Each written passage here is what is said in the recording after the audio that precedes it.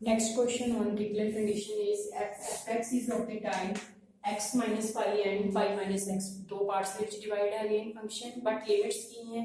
या minus pi तो zero जाना है और फिर जीरो तो पाई जाना है दिस मींस अपना इंटरवल कितना है from minus pi to pi so minus pi to pi ਆਪਾਂ ਕੋਲੇ दो फंक्शंस बेटे इस फॉर्म से दिए हुए हैं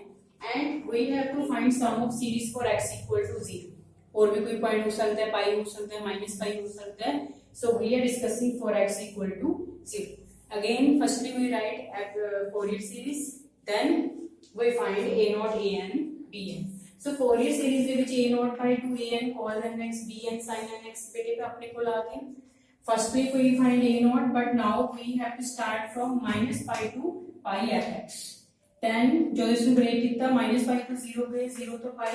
minus pi to 0 ले ਸਾਡੇ ਕੋਲ फंक्शन x minus pi ਸੀਗਾ और अगे फर्दर 0 तो पाई लेके ना सीधा pi minus x now again ਅਸੀਂ ਹੁਣ ਕੀ ਚੈੱਕ ਕਰਦੇ ਹਾਂ ਵੀ ਇੱਥੇ ਤਾਂ 0 ਤੋਂ ਪਾਈ ਠੀਕ ਹੈ ਪਰ ਇਸ ਦੇ ਵਿੱਚ ਮਾਈਨਸ ਪਾਈ ਤੋਂ 0 ਹੈ ਕੀ ਅਸੀਂ ਇਸ ਨੂੰ ਚੇਂਜ ਕਰ ਸਕਦੇ ਹਾਂ ਅਸੀਂ ਜੋ ਸੈਕੰਡ ਇੰਟੀਗਰਲ ਹੈ ਉਹਦੇ ਸੇਮ ਬਣਾ ਸਕਦੇ ਹਾਂ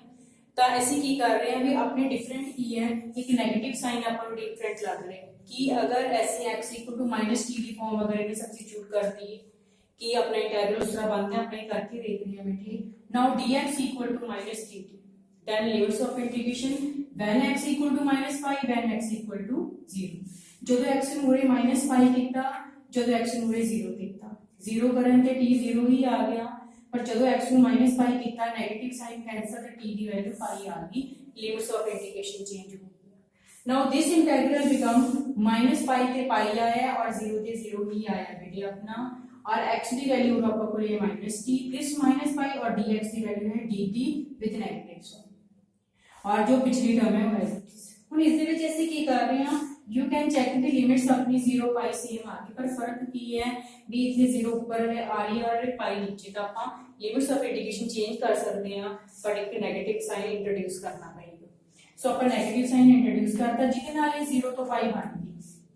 और माइनस माइनस प्लस बन गया पर इथे एक नेगेटिव साइन और कॉमन आ रहा है इस करके इथे बाहर नेगेटिव ही रह गया नाउ दीस टू इंटीग्रल जो हैं वो सेम लिमिट्स ऑफ इंटीग्रेशन के नाल आ गए फ्रॉम 0 टू पाई सो बाहर 1/pi है इट इज नेक्स्ट की है बेटी जो सेम लिमिट्स ऑफ इंटीग्रेशन आप इस एक इंटीग्रल बना लिया और टर्म्स को कंबाइन कर लिया एंड जो t वेरिएबल से चल रहा है इसमें x लिख लिया सो दिस बिकम t तो x वेरिएबल जोड़ बन गया और एक ही बन गया -x -pi पर तो pi -x जिससे नाल मेरे यहाँ दो टर्म्स काट गई हैं मेरे को सिर्फ -2x dx रह गया और ये अपनी इंटीग्रेशन होना सिंपलेस्ट बन गई बेटे now we integrate only x और ओके होता x स्क्वायर बाय 2 और 2 कैंसिल हो गया बेटे on solving you get a naught is equal to -pi next for bn दे लिए अपन सॉल्व करते हैं सेम स्टेप्स से पहले इंटीग्रल ब्रेक करना पड़ेगा उसके अकॉर्डिंग फंक्शंस लिखने पड़ेंगे जिन्हें -pi to 0 लिखी है और 0 तो pi लिखी है नेक्स्ट फर्दर क्या बेटे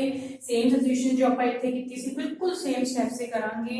dx ਦੀ ਵੈਲਿਊ और लिमिट्स ऑफ इंटीग्रेशन ਦੀ ਜਿਸ ਦੇ ਨਾਲ ਇਹ ਹੋਲ ਇੰਟੀਗਰਲ ਚੇਂਜ ਹੋ ਕੇ 0 ਤੋਂ pi ਜ਼ਰੂਰ ਬਣ ਜਾਏਗਾ ਪਰ ਜੋ ਵੈਲਿਊ ਆਂਦੀ ਹੈ ਫੰਕਸ਼ਨ ਦੀ ਉਹ ਇਸ ਤਰ੍ਹਾਂ ਬਣੇਗੀ नेक्स्ट क्या बेटे ਜਦੋਂ लिमिट्स ऑफ इंटीग्रेशन सेम है ਅਸੀਂ ਫੰਕਸ਼ਨ ਨੂੰ ਇਕੱਠਾ ਕਰ ਲੈਂਦੇ ਆ sin nx भी अपना कॉमन आ जाएगा और ਇਹਦੇ ਵਿੱਚ ਟਰਮਸ ਕੱਟ ਕੇ ਸਿਰਫ ਆਪਾਂ ਕੋਲੇ जो पाई वाली टर्म्स है कैंसिल होगी और सिर्फ आपका बोले sin nx फंक्शन रह गया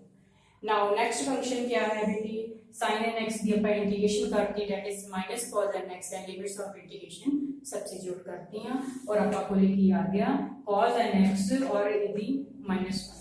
सो ये जो चीज है बेटे ये बार-बार रिपीट हो रही है to find Fourier coefficient next these की करनी है value substitute in Fourier series so जब आप 1 सब्स्टिट्यूट की बेटे ये नॉट है ये an है नाल cos nx ये bn है बेटे sin nx now move to the next our important point for x equal to 0 ਜਦੋਂ x ਨੂੰ 0 करना है बेटे सारी सीरीज ये f of 0 बन जाना है और cos 0 1 बन जाना है ਤੇ ਸਾਰੀ सीरीज ਦੇ ਵਿੱਚ ਇੱਥੇ cos 0 1 ਤਾਂ ਸਿਰਫ ਇਹੀ ਟਰਮਸ ਰਹਿ ਗਈਆਂ और sin 0 ਕੀ ਬਣ ਗਿਆ 0 ਤਾਂ ਮੇਰੇ ਕੋਲ ਸਿਰਫ ਇਹ ਟਰਮਸ ਰਹਿ ਗਈਆਂ Now our important point is to discuss f of 0. For f of 0, we discuss declared conditions. Declared conditions, left hand limit and right hand limit the mean लेना. So बेटे point is 0 plus 0 minus upon 2। Yes, check कर दिया function at right hand limit सेस check कितना है बेटे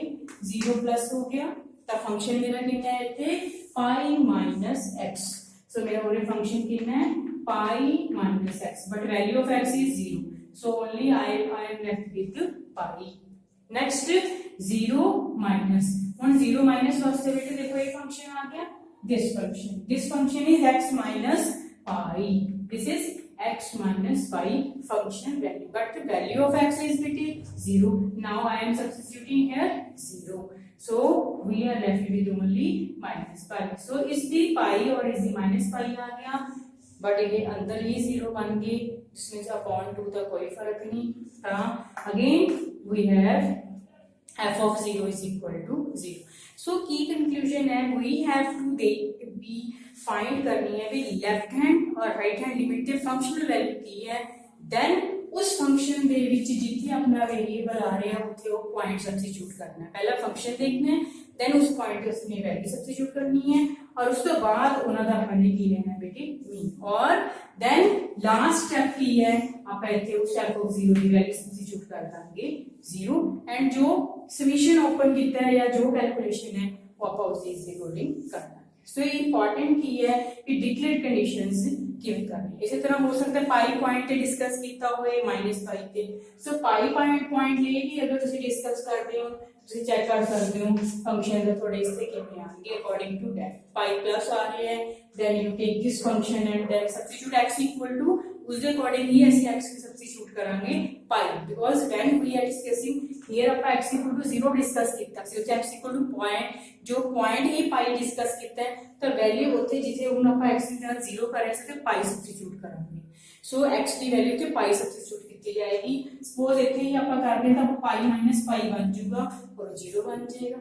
और ਇੱਥੇ ਅਗਰ डिस्कस करोगे पाई माइनस पाई वो भी 0 बन जाएगा पर जे माइनस पाई जे डिस्कस करते हैं माइनस पाई से देखो x को माइनस पाई करोगे तो कितना बन जाएगा -2 पाई। तो अकॉर्डिंग टू जो पॉइंट होता है बेटे उसके अकॉर्डिंग पहला फंक्शन डिस्कस किया जाता है फिर उसे अपनी जो पॉइंट वाली वैल्यू है अकॉर्डिंग टू डिक्लेयर कंडीशन वो सब्स्टिट्यूट की जाती है so as to find this left hand side पे जो अपनी फंक्शनल वैल्यू है और उसके बाद बेटे जो अपनी जो टर्म्स हैं इस साइड जो अपनी आती है उस साइड ले जाएंगे।